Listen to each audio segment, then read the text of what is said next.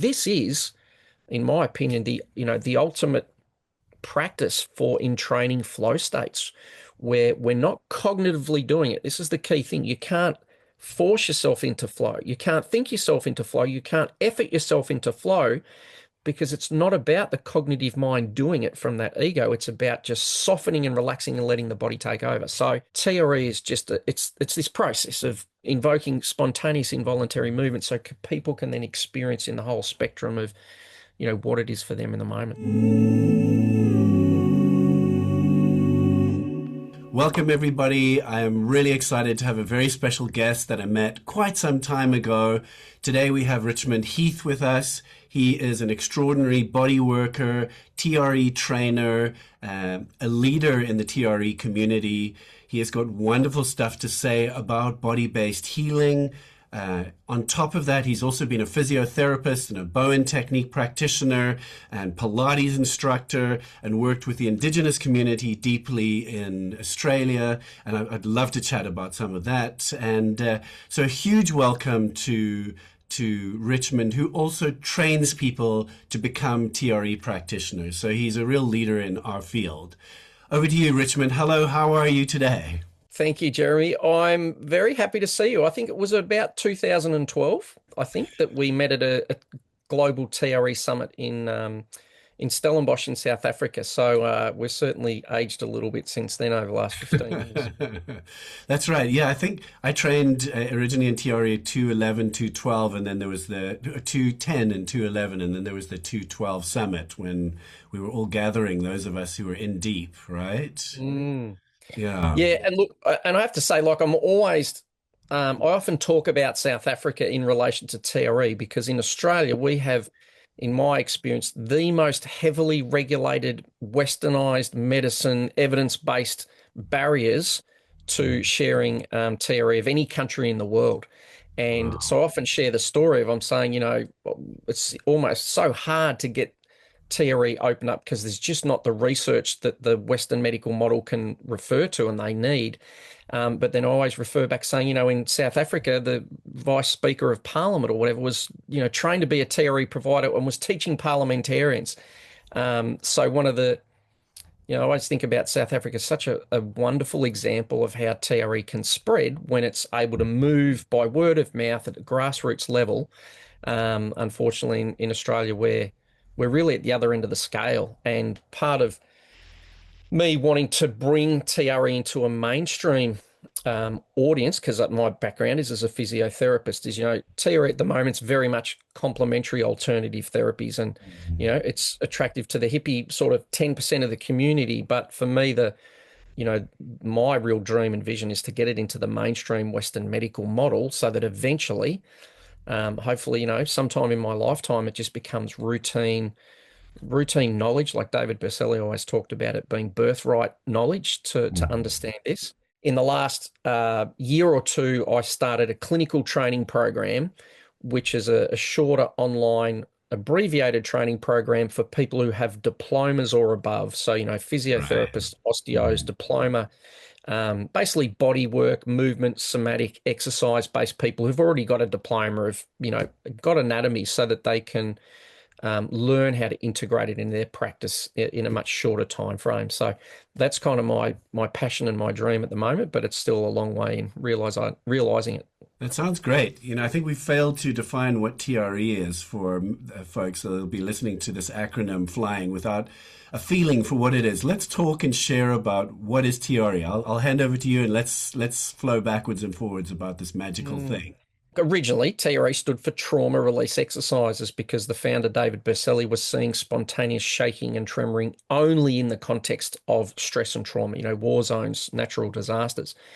When he then brought it back to the US and people were using the tremoring and they were saying, look, I haven't got sort of capital T life and death trauma, but I've got neck tension and my tension's falling away. It started to become tension and trauma release exercises.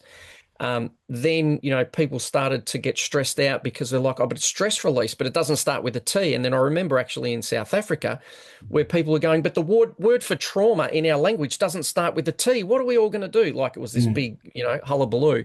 These days, what I tend to say is that TRE is like an acronym or a brand, just like DNA. Like people don't know what DNA stands for, but we kind of know what it is. So for me, it's like TRE is this process where we're deliberately invoking spontaneous involuntary movements, shaking, trembling, pandiculation, stretching, energetic releases, softenings.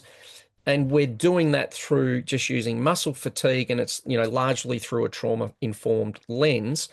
Whereas a big part of what I'm looking to do is to move it outside that trauma-informed lens, because we shake and tremor in utero for 9 months. Our body organically does it. So and in that situation, very little to do with trauma. So it's actually a foundational organizational, movement impulse in our body. So if I'm always trying to keep it really broad and not let it be, limited to, if we only look at it through the trauma lens, then every time our body's trembling, we think, oh, this is trauma releasing. I'll never forget someone at a workshop one day, a woman was saying, oh, I'd been making love to my partner, and then after I was shaking and vibrating and trembling because she'd had an orgasm, she's thinking, oh, I wonder what the trauma was. And I'm just thinking, oh my God, we've lost the plot here. It's not just about releasing trauma. It can be, as we know, but it's also an organizational thing. So that's, for me, TRE, it's just anything to do with accessing. TRE is a model and a pathway and a technique to access this spontaneous involuntary movement impulse, whether in different cultures might call it prana or kundalini or life force energy or nyom. I can't say the Kalahari Bushman language word. Yeah. But there's something in there, and, it's not, what we're doing is not TRE. TRE is just the lens and a set of exercises or a way of accessing this innate reorganizational impulse in the body. That's my best. It's probably a long-winded one. You might sum it up in 20 words or less really clearly. How do you explain it? Well, I'll jump in and say that when people start with TRE, usually they're on their backs, their knees might be up, and with their feet on the ground, and their legs will probably start shaking. And at first it'll feel like a muscle fatigue tremor, like you might get from doing a bunch of squats or yoga or so on. But then it becomes, as Richmond said, involuntary. It starts to happen and it develops a complete life of its own. And then given space and time, it can move through the whole body. The movements can move well beyond shaking. They can move into expressing all sorts of things. But you often, when it first happens, it feels really weird, because it'll feel on one hand kind of familiar, and on the other hand, it'll be completely weird. Like your body is doing things all by itself. Your mind hasn't told your arm to go and pick up the cup. Now your legs and arms are moving, and there is this life force and intelligence that an agency in the body that you haven't even necessarily expressed or felt before.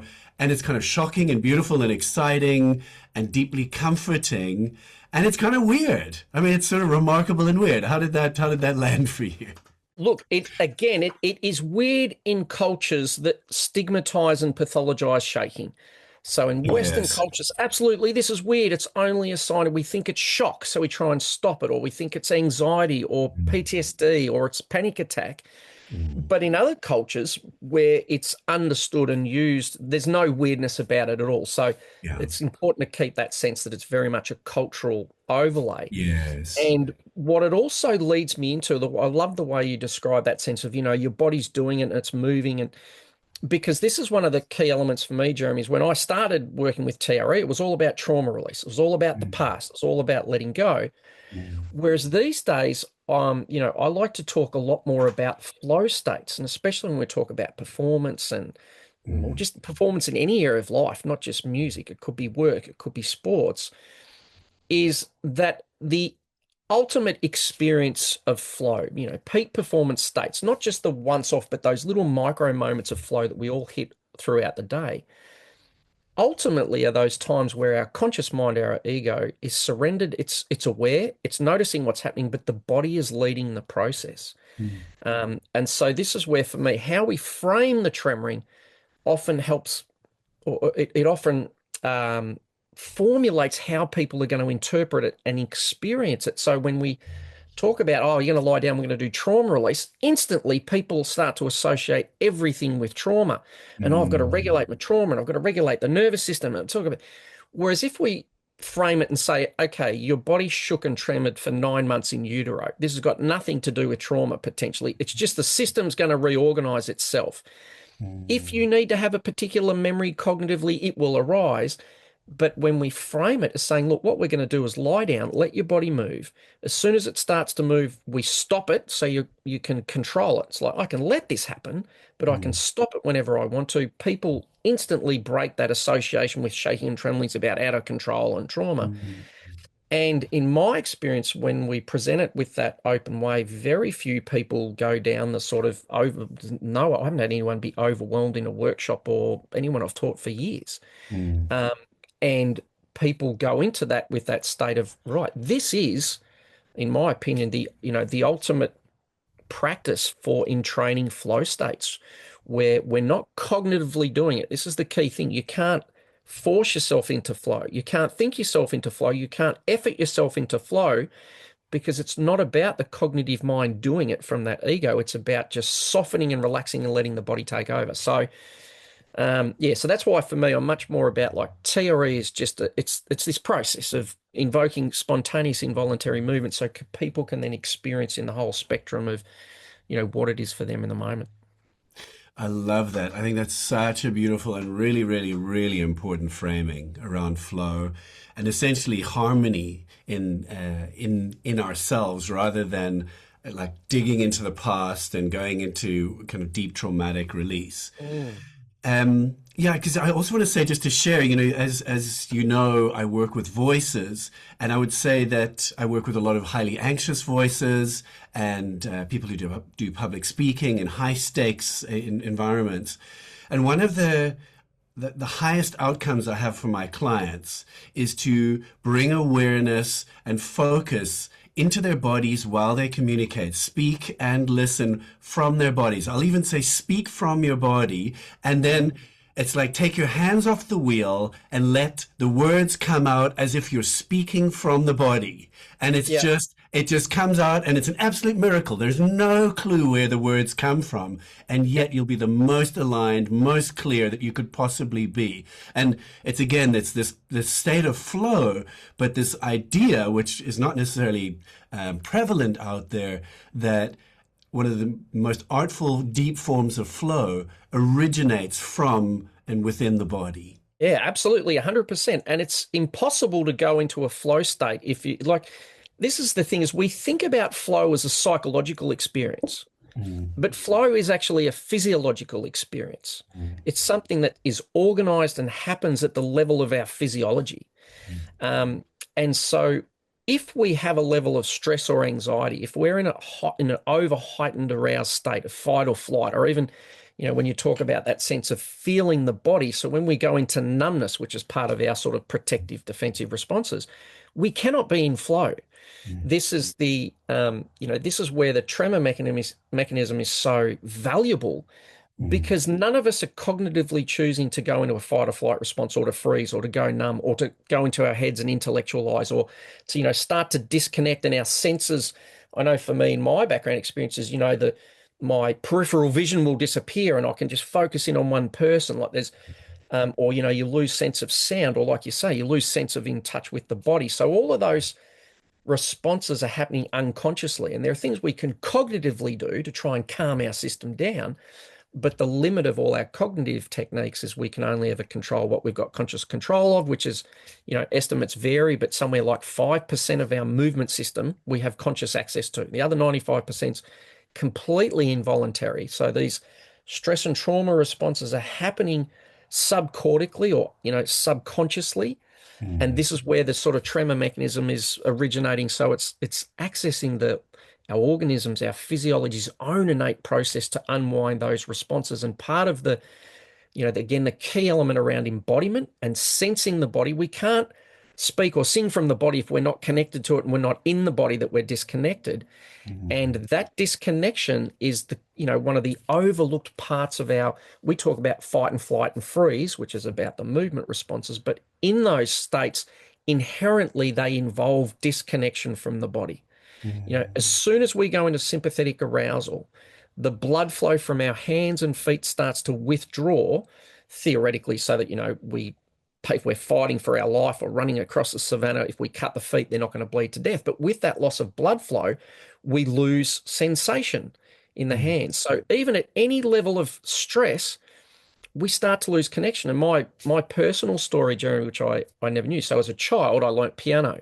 And my piano skills when I'd play at home, my mother, very biased, but what my mother always used to love was like your sensitivity, Richmond. Oh, the sensitivity, and it was beautiful. And that was my skill, right?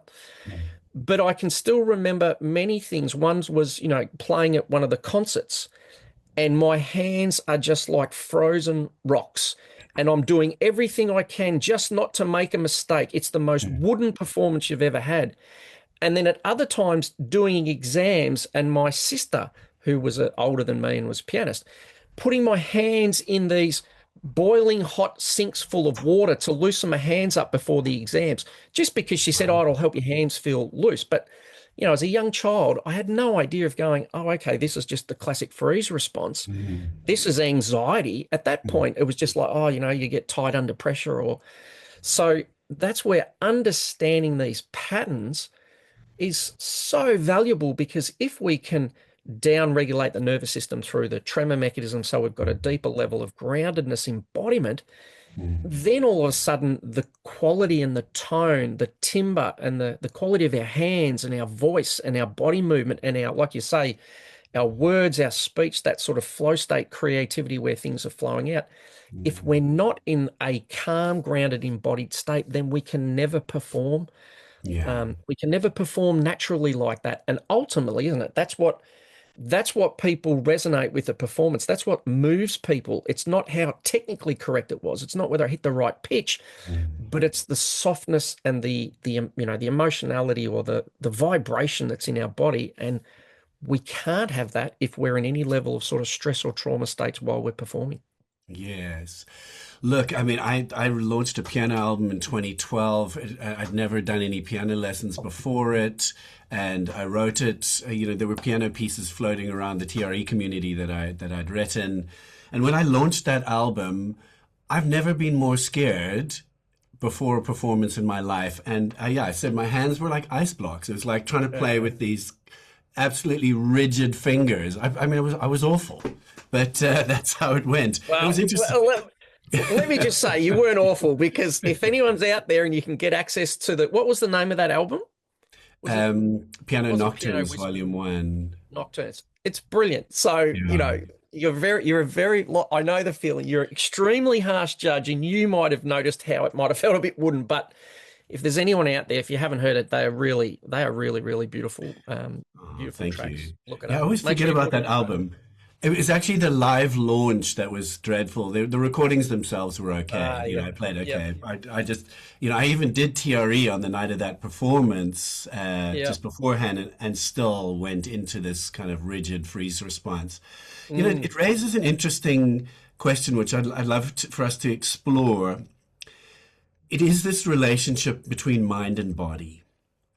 Now, we know that Western society especially is very top-down, head-first, possessed by the cognitive and by things that entrance the eyes, i.e. media, but mostly obsessed with our minds. And a lot of healing has been cognitively biased, let us say. And of course, the last 25 years have led to a rise in body-based healing. And Bessel van der Kolk's The Body Keeps the Score has almost been the kind of flagship manual of this. Yep. Let's just talk a little bit about top-down, bottom-up. What are your feelings and thoughts around that? Oh, so for me, I mean, there's the reality that we have a conscious mind or an ego or a thinking mind or whatever, so that influences it. So from my angle, it's about combining both directions. As you say, pretty much everything we do is cognitively driven. Even we use the term embodiment, which means I'm going to use my mind to connect to my body. Whereas, I like to suggest to people we really should be thinking about enmindment. Well, that's a silly word, but what I mean by that is that the disconnection that happens in the body, we can consciously ignore our body, but in a stress and trauma response, that disconnection is happening at a completely subconscious level. And I always remember David Berceli, saying one day, he's going, look, all of those trauma responses, all of that disembodiment, it's all happening unconsciously. Wouldn't it make sense that the mammal, the mammalian organism, the human body would have evolved with similar unconscious pathways to come back out of it? Like that's the basis of homeostasis. And so in the West, even a lot of what we call, bottom-up approaches, like I'm doing yoga or Pilates, they're actually still top-down because we're I using our agree. cognition to move the body. So they're top-down approaches working on the body or the bottom-up process. But again, this is where, for me, the only real true bottom-up process is spontaneous neurogenic movement, Mm. where or trying to biohack the system. So if you jump into an ice bath and your body's generating warmth, that generation of warmth, that is a physiological response. We're not controlling it. And so this is the beauty of adding in the neurogenic movement is it's the, for want of a better word, the nervous system. I don't like it because it's not exactly that, but it's more than that. But that's when we're truly letting that system, that unconscious part of ourselves to re-regulate itself. That's a true bottom-up process.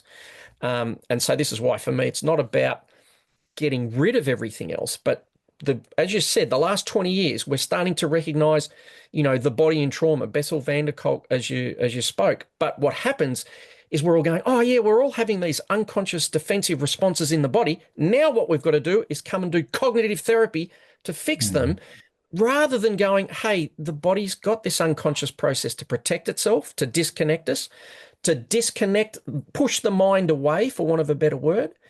And then the shaking and the trembling, like if the body's not moving, we don't feel the body. And so because we pathologize shaking and trembling, we're trying to stop it and override it rather than going, the shaking is effectively your soul, for want of a better word, but that part of your body calling our mind back into connection, truly bottom up. The body's calling us down. I always like to point out when we're a child, if we tie your right arm behind your back and it doesn't move, the part of your brain that feels that goes offline because the system only knows that it's alive and can sense itself because it moves.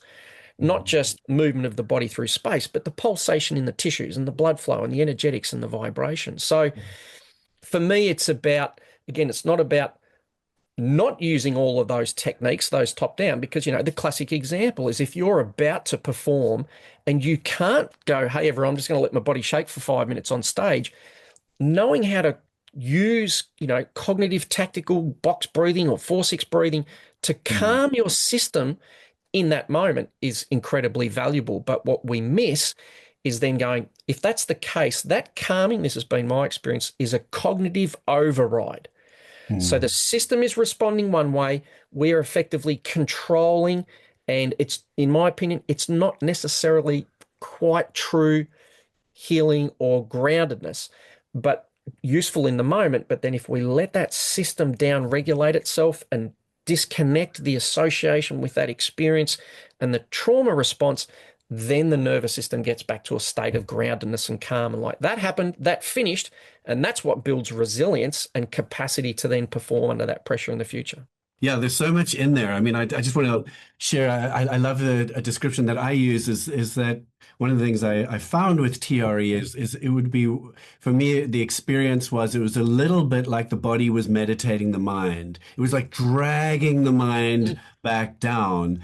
And when people start embodiment, when I start to work with them and they haven't worked with embodiment, it's kind of like looking down from a like the treetop castle and peering down at the body. And even when I ask them to feel their body, they are generally picturing it, actually. They'll be experiencing images of the body rather than actually experiencing felt sensation.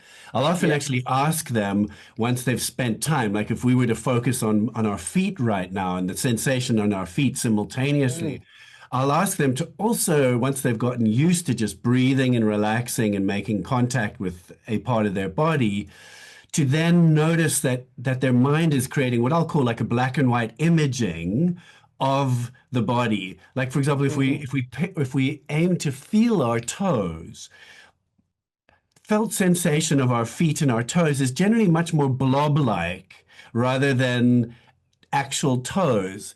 And there's, of course, this mental imaging. So to even let go of that so that Hmm. we really drop into inhabiting the body where we're no longer looking down towards it at all, but Mm. rather we start to experience it. Yeah, let's just say bottom up. Does that make sense? Does that sound a little crazy? Oh, yeah, it absolutely makes sense. It's exactly what, we're on the same page here. And a few things that come to mind. The first one is that my first experience of this, Jeremy, was not through TRE, was through Vipassana meditation. Ooh. And I'll never forget one of my old elders, shamanic teachers, Diva Doricha, talking to me about Vipassana and saying, in his opinion, more people have been, partially enlightened, for want of a better word, through Vipassana meditation than almost anything else that's been done on the planet.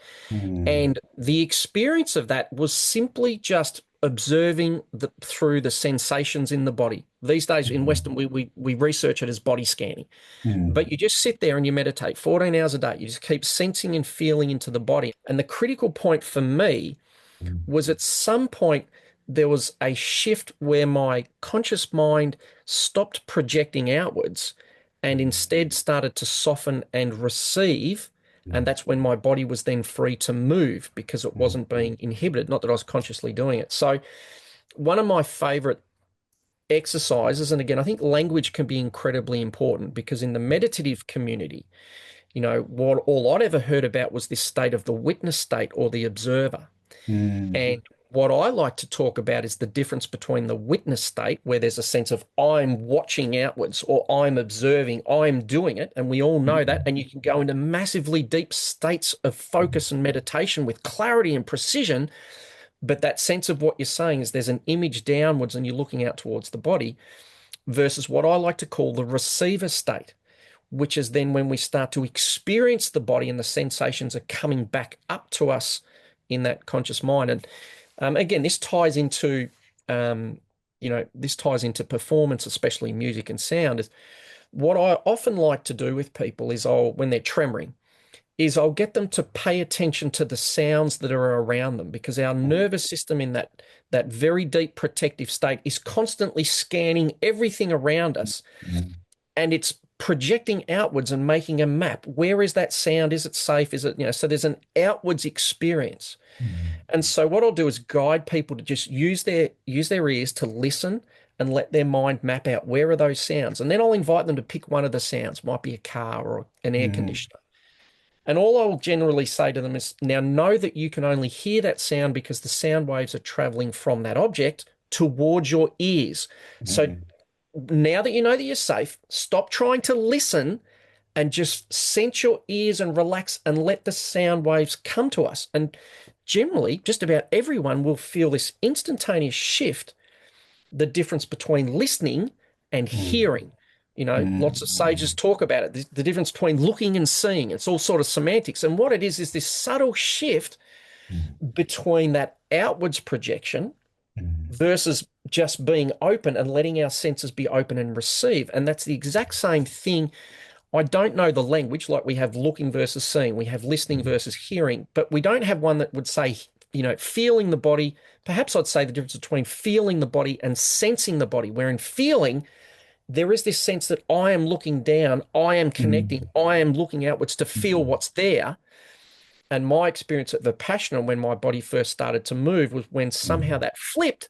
And then what was happening was I was in the center of the storm in that calm, and my body, I was experiencing the sensations coming to me, and with that became the spontaneous movement. So this is where, on this level, that the spontaneous movement practice, instantly, I love the term you use. I use the movements meditate the mind. It's something Mm. very different from when I'm using my mind to try and calm my mind or to try and calm my body.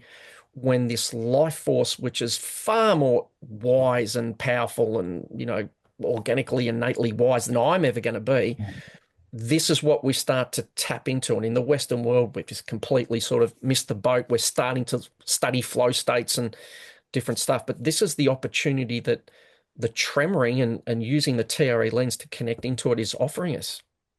Mm. Such rich stuff there. There are about 5,000 side quests that Me too. emerged while you were talking. Me too. It's like I'm trying to rein myself in a little bit. I have this thread that I've written, but I also want to like release the thread and just follow the Yeah. inspiration. I'm gonna just indulge myself and follow the inspiration for a Mm. moment. I've done an enormous amount of meditation, kind of I'm going to say the more top-down meditation as well as the Yeah. body-based stuff. And of course, the promise from these deep witness states is eventually a dissolution of the witness to kind of become all consciousness or all perception. But there's something else when you inhabit the body and you be the body, that there's a similar kind of potential dissolving. I'm just checking if this makes any sense to you, where you're no longer positioned up here in HQ at all. There's actually Yep. no positionality really. And then even the edges of you Yep. dissolve. 100%. I'm going to say it really clearly. You Yeah. can't be the body if you're witnessing the body. It's that simple. Mm, And the irony is that when people say to you, you've got to focus and witness and do that, this is what I experienced. I wasn't trying to let go. It just kind of happened. mm, And this is why, if you meditate and you think, I have to be here witnessing the body, even if I'm looking through the body and trying to sense the body, that mm, prevents the actual experience that we're all looking for. mm, And this is where, if you say, hey, just lie down on the floor, let your body start to shake and move, and then what? Just let your mind do whatever it wants. mm, And the movements start to generate themselves, and there's this flow towards the mind. So, mm, again, this is why, if we have the right language, this is the thing: mm. if we're in a witness or observer state, we're observing the other. We can't be the calm within the storm. There's still that opera, and that's I'm getting all excited because again, this is why, I think about the years that I meditated with that in mind, and people were saying, Mm. "We observe and do that." And as long as you're doing that, it's like I'm saying, you can't witness yourself into a flow state. Yeah, It's like you can't absolutely. witness yourself to sleep. It's about falling. That's something completely different. Now, Mm, if you meditate and focus for long enough, then at some point that happens. mm, But the beauty of using the spontaneous neurogenic movement is we go instantly into that state where mm, something other than ourselves is moving us. And so automatically that starts to fracture that sense of I'm here looking down, and we're experiencing it as new parts of the body start to move. Lots of people describe it like thawing out a frozen chicken in the microwave. mm. As parts of the body start to come back online, they come back to our awareness. Now, again, we think, oh, here I am feeling more of my body. Whereas it's more like the body's lying there going, dude, can you feel me? Here I am. I'm trying. Hello, Mm, we're here trying to bring us back. So that's another reason why in my workshops, Jeremy, I love showing videos of mammals coming out of hibernation mm, where the shaking is reawakening the body. So rather than thinking, oh, about it's releasing the trauma, I mean, it is. It's releasing the tension and the survival response. But then when we go into the process of say, hey, wow, this is waking my body up. This is reawake. mm, This is the organic wisdom. What's the fear? There's no fear. The body's coming back online. mm, And so it opens us up into this, wow, look at the life force, the vitality that's moving. And mm. effectively the experience becomes, how do I get my ego and my conscious mind out of the way? And again, then we want to try and what can I do with my ego to get my ego out of the way? And you're going, stop, just keep tremoring.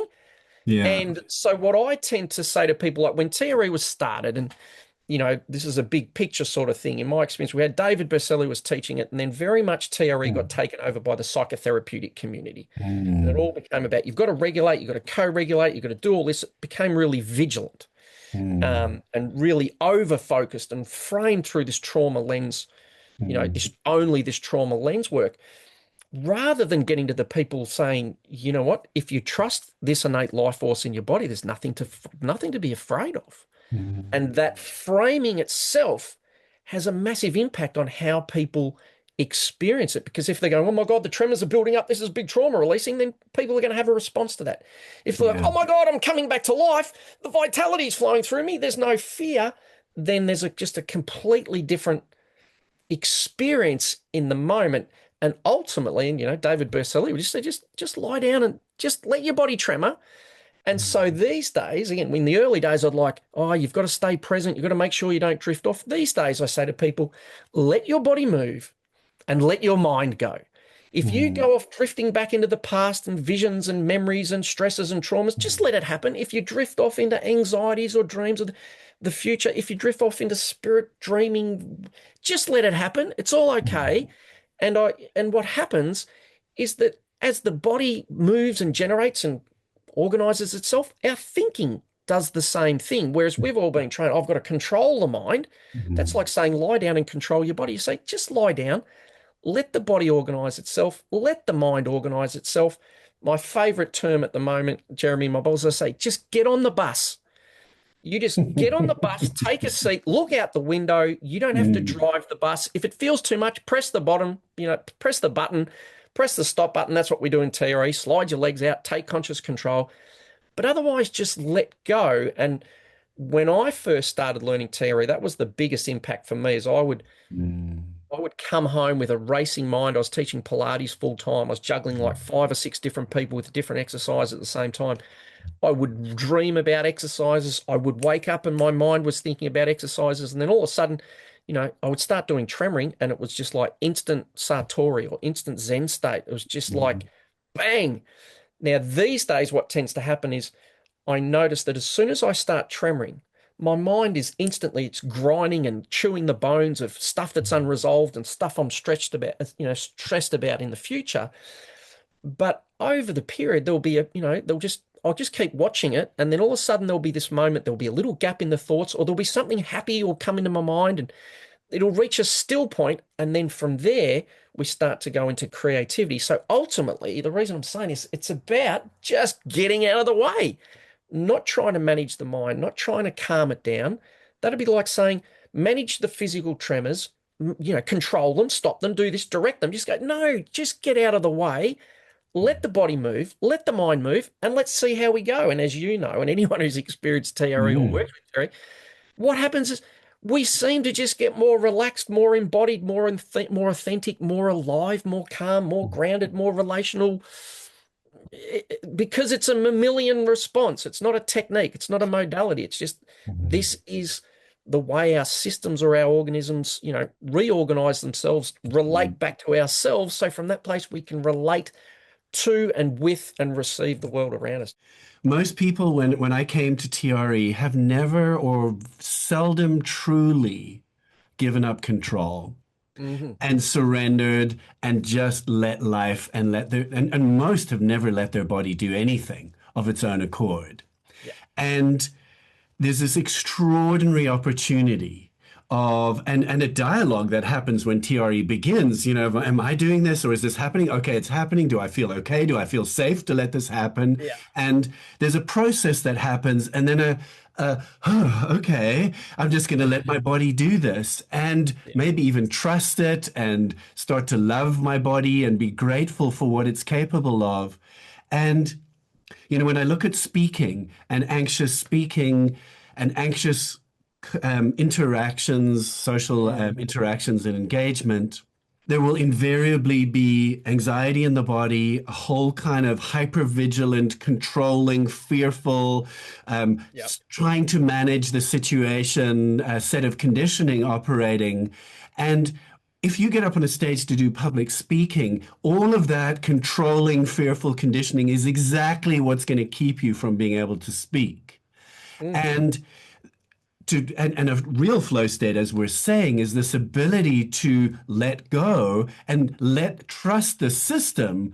And the system is incredible. It's Mm. miraculous, whether it's breathing or being or public speaking. It's this extraordinary ability that organizes itself when we let go. And I'll give the Mm. example where someone can rehearse their speech, but if they know how to enter into a flow state, into deep trust, Mm. the amazing thing is if they're in their body and they're just regulating and allowing the words to come out, is somehow the brain too, responsible for lining up the words and memory and all that stuff, just moves into harmony with it. And it almost just this there's pure alignment from top to bottom. The whole being Yep. is in flow. Anyway, and it's ironically from a lack of control. It's from a surrendering and letting the system operate.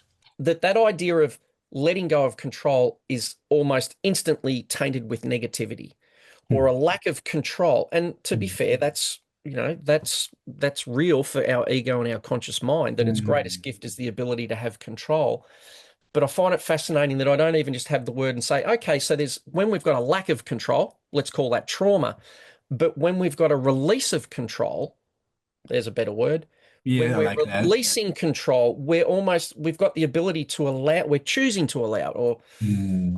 I think one of the biggest areas that we bypass is that as little children, in my culture at least, is we Hmm. don't actually let people move through those responses in a way that they get scared, and then we actually let the body do its thing, we let it shake and tremble, then we get calm and we stay in that place and have an experience of grounded calmness in that environment. Generally what we do is we train ourselves to inhibit any of that Oh, and to hmm. override it. And we even try and Override, yeah. override the freeze response. We try and, Hmm. rather than creating these little incremental steps. And what comes to mind is at one of my workshops, after I had this great vision, I created what I call the no drama drama game. So in this game, what I basically designed was you have a group of kids sitting in a circle, Hmm. and then everyone closes their eyes. So no one can see you, and one person goes and stands in the center of the circle. You imagine a little kid at kindergarten, and then that child can go around and they can tap on the head whoever they want to open their eyes and to witness them. And so, they Wow. might tap one, they might tap nobody. And in that case, you like just stand there and let your body do. So they have that experience. And then you might, if you're comfortable, you tap one person, it might be a friend, and they have the experience of being witnessed Hmm. calmly in their system. Hmm. And then if they're okay, they might tap the second person. And so what we actually do is we train at an incremental level so that their system experiences, I can be witnessed, I can be calm, I can be relaxed. Whereas what we do is we go, we're having a performance at the end of the year. You're all going to get up and read your lines, play your music, do your thing. And just about all of us, apart from the just born natural performers, Hmm. we're way outside our nervous system's capacity. Hmm. But because as adults and teachers, we're so numb and disconnected from that anxiety and we just ignore it and we just push through it, that we just sort of project that onto the kids, and we're like, oh, it's good for you. Just got to learn, you'll get through it. And for some kids, they do, and they break through and they become Hmm. performers. And for the rest of us, we're like trying to unwind this for the rest of our lives. So we're missing this whole element in, again, this is only Western culture, but where Hmm. we're just pushing way beyond the body stuff because we weren't taught about it. We didn't learn about it. So as Yeah. teachers, we can't pass that on to the kids because we were never taught about it. We were just taught stiff upper lift. You've got to do it, push through. You've got to, man up. You've got to do whatever. And that's what's going to be the solution. But it comes at the cost of us being authentically embodied and alive and pulsating with that creativity and flow states, Hmm. like you say. So it's, we miss out on so much enjoyment Hmm.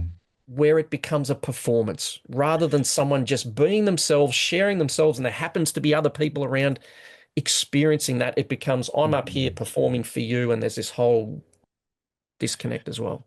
Essentially, even our social selves become performative too, Mm, potentially in the process. So we've got this kind of frozen, permanently overriding social self in big groups of people. And yep. and of course, everyone's looking to find their authentic self. And the only well, I think not the only way, but one of the most special ways to do that is this process, like you say, of unwinding and bringing safety into the body. And when we're at home inside ourselves and we operate from within a sense of safety and then take Yep. that slowly out into the world, build a sense of safety, then courage and flow and inspiration and humor and looseness and the willingness to not be perfect, all of those things can be there.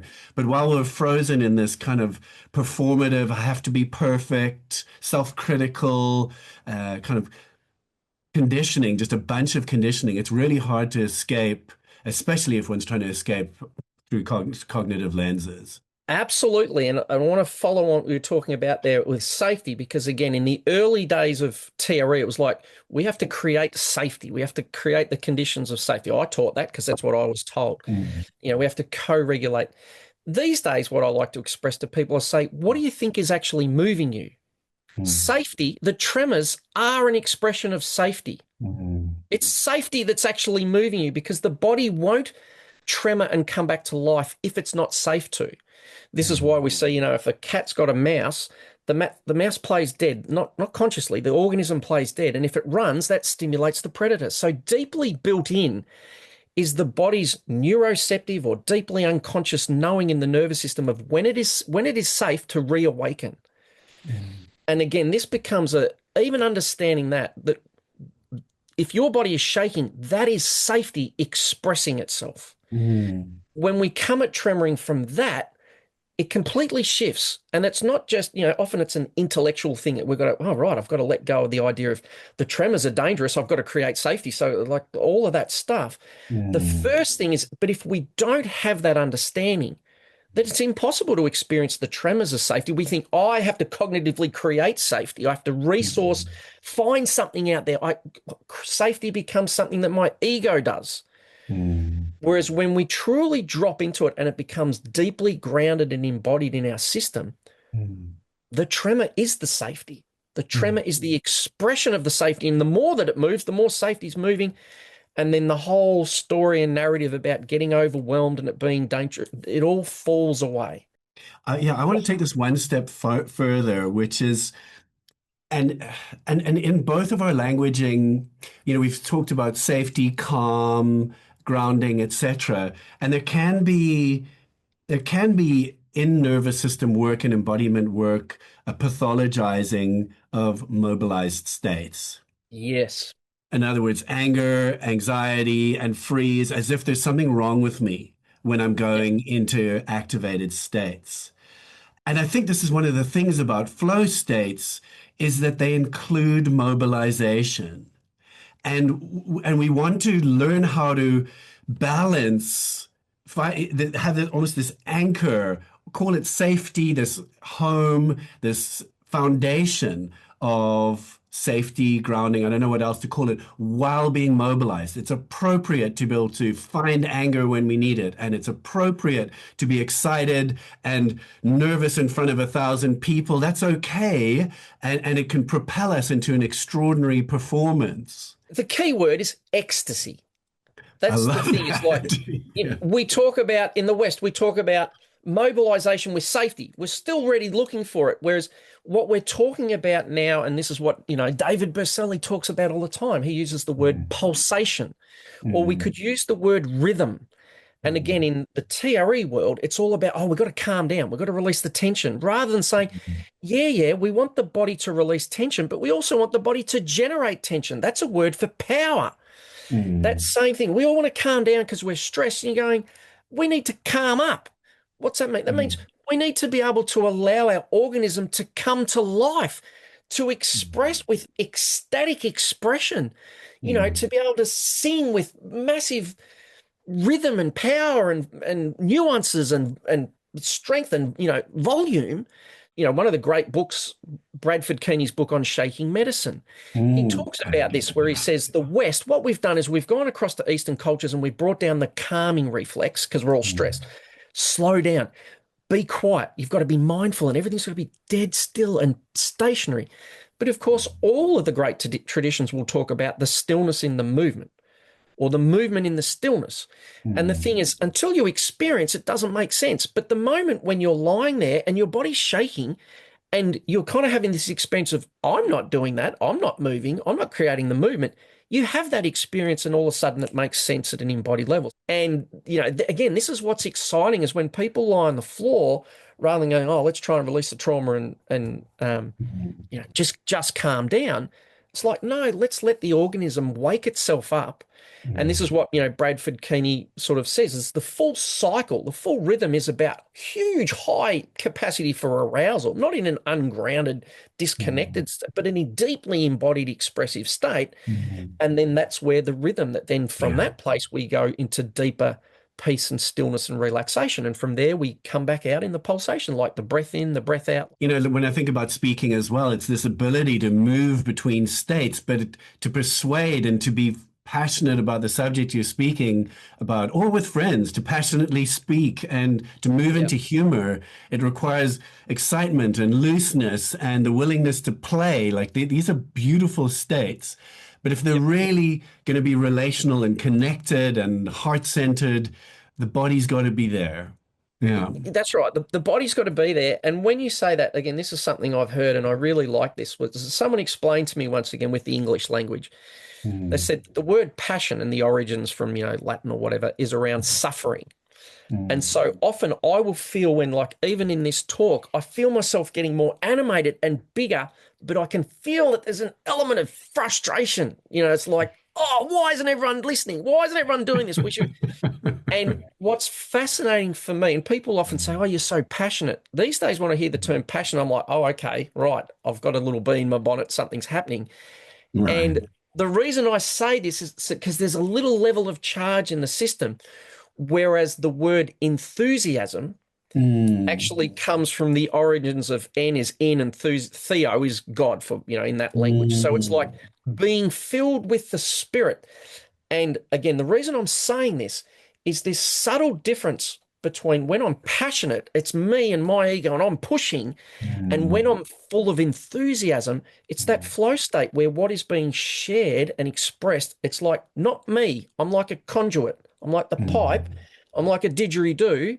And there's something else that's flowing through us, life force or expression or music or creativity. Everyone we all have these creative moments where we're going, we're not doing it. Yeah, it's flowing from somewhere else. So even there, like those words of passion and enthusiasm, they're pointing back to this point. And this is, again, the tremoring. We can lie on the floor or we can stand up and we can shake our body with massive passion, and it's going to have great benefits.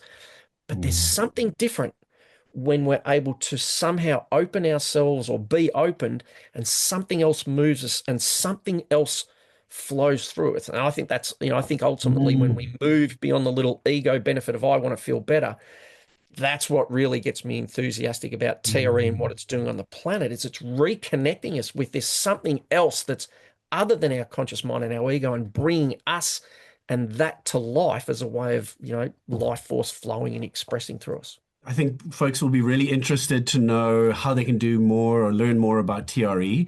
I'd like to refer them to your courses. What have you got online? We'll link in the show notes. Yeah, so during COVID, I always say one of the positives to come out of COVID was that up until that point, the theory was, oh, you have to learn TRE with a provider to keep you safe. And then because we couldn't work face-to-face, then there sort of was the next step was, oh, we might be able to do it on Zoom, but I have to be able to see your body. I have to be able to. So there was all this underlying lack of real embodied knowing of the safety of the tremor mechanism. I was lucky enough in that point in time when I couldn't work that the Australian government, we had like a welfare sort of scheme. So I was being paid to survive. And so I made an online course, and it was the first of its type in the world. And at that point, people were like, you can't do it. It's going to be, everyone's going to get stressed. Everyone's going to be, if it's not safe, blah, blah, blah. I was like, I know this is going to be safe. And so that course, which is just at www.trecourse.com, and we'll put a link in the show notes so you can go to it. So, very basic, filmed on my phone. There's a bit of theory presentation. There's 3 guided sessions, but there's the instructions so people learn how to activate the tremors, regulate them so they're always in control, and integrate them. And the first couple of years it was free because I wanted to just make it free for people in COVID. And there was something like 13,000 people went through that course, Jeremy, with not one single complaint about safety. Not one. And to be fair, at the start, there's a little screening tool. So if you've got a major medical condition or a major trauma history or a major mental health condition, you'll do the screening tool, and it says if you get less than 7 out of 10, go and learn with the provider. And there's a small percentage of people who are going to go, I'm going to feel better. I'm going to feel safe. I need the guidance. So that's absolutely appropriate. And in more than 80 countries around the world, there are TRE providers who can help you with that. You can find them at treglobal.com. But for the other 95% of the population, for the cost of less than a single therapy session, You can get these 3 guided sessions, and by the end of that, you will know the basics and everything you need to know to keep using this process on your own for the rest of your life. By the time this webinar comes out, this is what I'm really excited about, Mm. is I've just created an advanced online course which has got 12 guided sessions and 12 different techniques and things to try and play with to help deepen the process. So yeah, I'm really excited about that, because once you get sort of, wow, I can just lie down and my body does this and I get all these benefits and it's amazing. Once you're experienced, I can say, okay, great.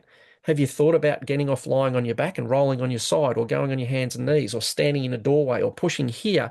There is so much we can do to sort of help support and create the conditions for the body to open up even more. Beautiful, beautiful.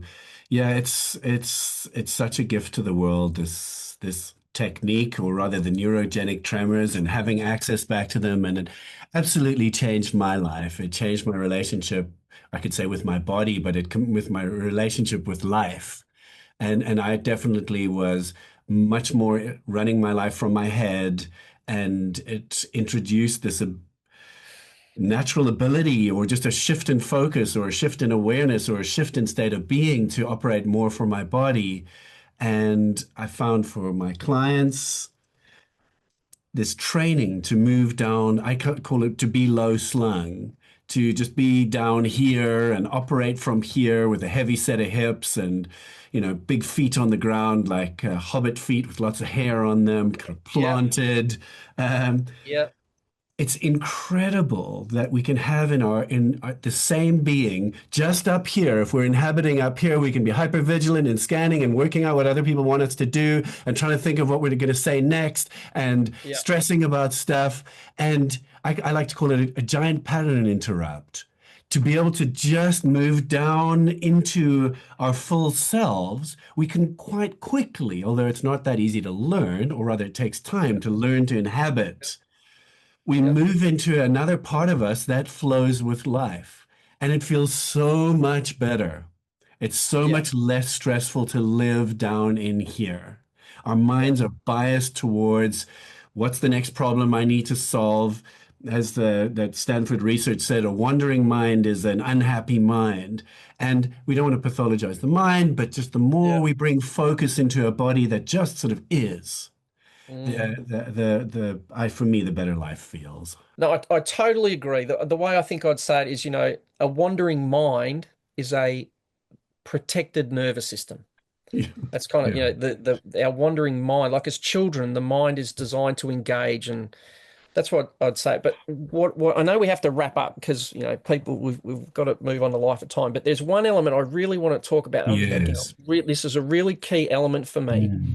Please. And Yeah. especially when it comes back to talking about performance. And Mm. performance is not quite the right word. Let's just say being seen in life, whether we are performing on Yes. stage or whether we're Mm. just being in relationship. Mm.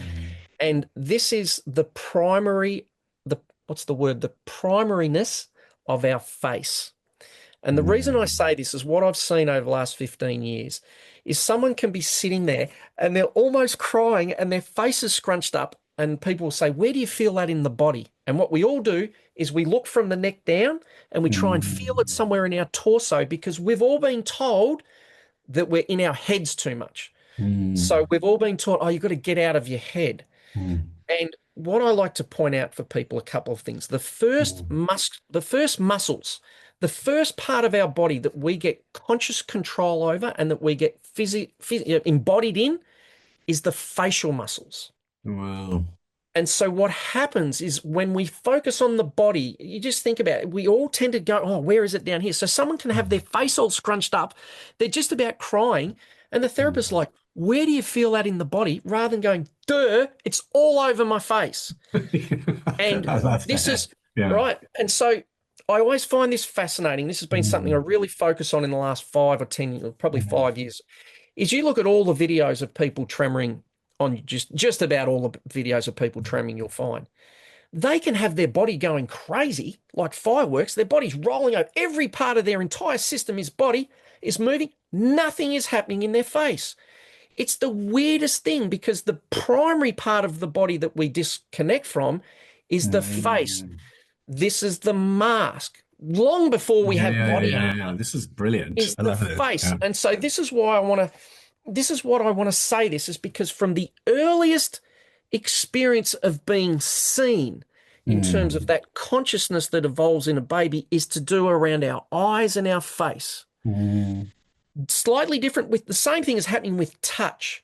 But for mm, most of us, it's occurring not when we're being physically touched, it's just when we're being witnessed or seeing others. mm, So if there's one thing I could give to the listeners would be this. The face is the body. Start looking at the face, mm, embody the face. When you're tremoring, scrunch your face up and do little muscle activations like we do with the legs. Squeeze mm, that face, hold it for 30 seconds, then relax.